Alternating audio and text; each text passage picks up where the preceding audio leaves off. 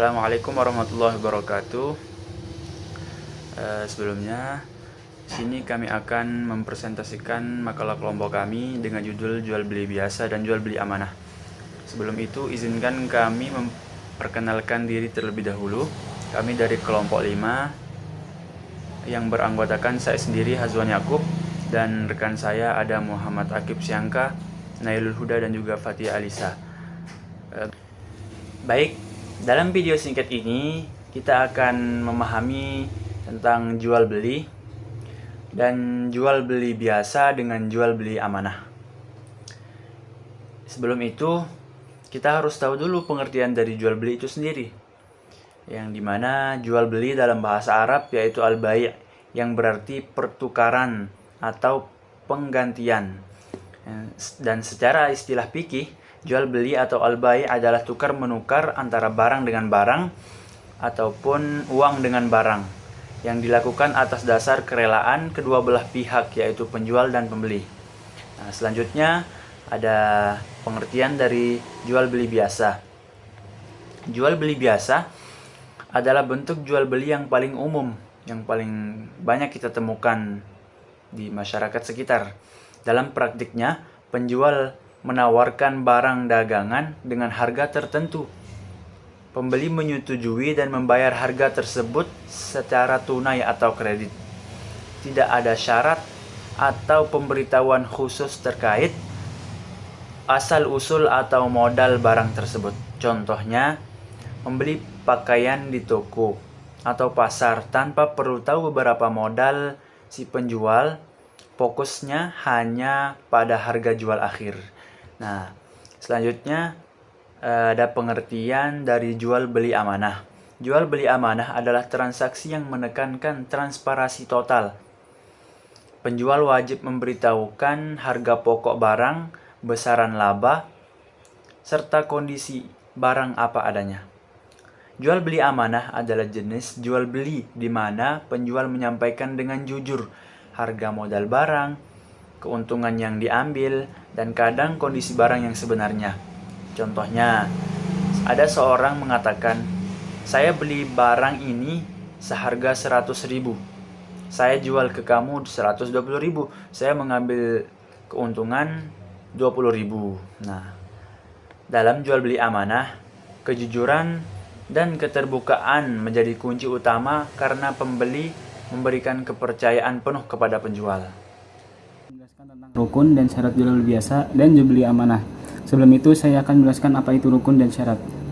Rukun jual beli dalam muamalah adalah suatu pokok unsur yang harus ada agar suatu akad dianggap terjadi. Jika salah satu dari unsur itu tidak ada, maka kegiatan atau transaksi itu tidak akan terjadi. Sedangkan syarat adalah ketentuan yang harus dipenuhi dalam akad agar transaksi itu menjadi sah. Artinya, mungkin saja jual beli itu terjadi ketika rukunnya terpenuhi. Tapi apakah jual beli itu sah atau tidak? Perlu melihat apakah sudah memenuhi syarat atau tidak. Adapun rukun jual beli biasa, yang pertama yaitu penjual dan pembeli atau yang disebut al-aqidain. Yang kedua, barang yang dijual atau al-mabi. Yang ketiga, harga. Dan yang keempat yaitu ijab dan qabul. Adapun syarat jual beli biasa antara lain, yang pertama, barang harus diketahui secara jelas oleh pembeli, baik sifat maupun kualitasnya. Yang kedua, tidak mengandung gharar atau ketidakpastian. Yang ketiga, dilakukan oleh pihak yang memiliki kewenangan atas barang atau bukan barang curian.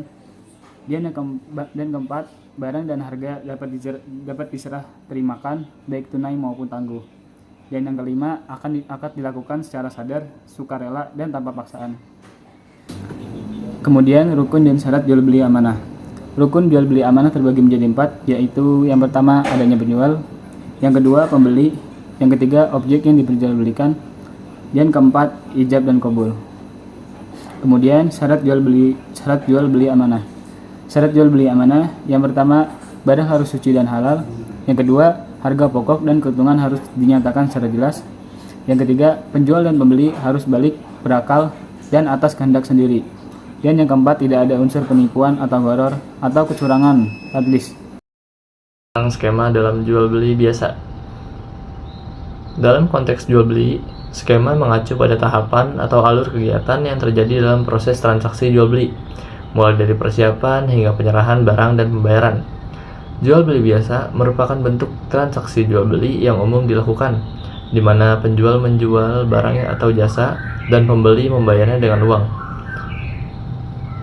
Adapun tahapan-tahapan skema dalam jual beli biasa. Yang pertama ada penawaran, yaitu penjual menawarkan barang atau jasa kepada calon pembeli, baik secara lisan, tertulis maupun online. Yang kedua ada penerimaan tawaran atau kesepakatan. Pembeli menyetujui untuk membeli barang dan jasa dengan harga yang ditawarkan, dan situ terjadinya kesepakatan tentang harga, kualitas, dan waktu serah terima. Yang ketiga ada pembayaran. Pembeli melakukan pembayaran atas barang dan jasa yang dibeli sesuai harga yang disepakati. Yang keempat ada penyerahan barang atau jasa. Di sini setelah adanya pembayaran, penjual menyerahkan barang dan jasa kepada pembeli, dan pembeli menyerahkan uang kepada penjual. Yang kelima ada tindak lanjut, termasuk pengembalian barang atau return, layanan purna jual, atau klaim garansi apabila disepakati di sebelumnya. Baik, selanjutnya ada skema akad jual beli amanah. Yang pertama ada penawaran dan pemberitahuan harga pokok.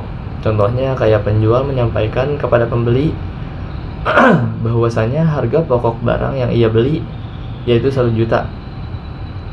Yaitu tahapan selanjutnya dengan cara penentuan keuntungan. Jadi penjual ini menawarkan keuntungan, misalnya saya ngambil untung 10%, sehingga barang ini tuh jadi 1.100.000. Yang ketiga ada kesepakatan akad. Tahapan selanjutnya ini kayak misalnya pembeli menyetujui harga tersebut dan akad pun dilakukan atau disetujui. Yang keempat itu ada pembayaran dan penyerahan barang, di mana di akad terakhir ini pembeli membayar uang dan penjual menyerahkan barang.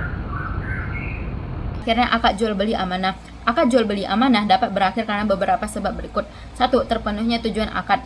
Barang telah diserahkan dan dibayar sesuai kesepakatan. Yang kedua, pembatalan oleh salah satu pihak. Apabila belum ada penyerahan barang, maka pembeli dapat membatalkan akad dengan alasan yang dibenarkan. Misalnya, terdapat unsur penipuan. Yang ketiga, adanya cacat atau pelanggaran amanah. Bila penjual tidak jujur mengenai harga pokok atau terdapat unsur gharar, akad dapat dibatalkan secara hukum syariah. Yang keempat, kerusakan atau kehancuran objek jual beli.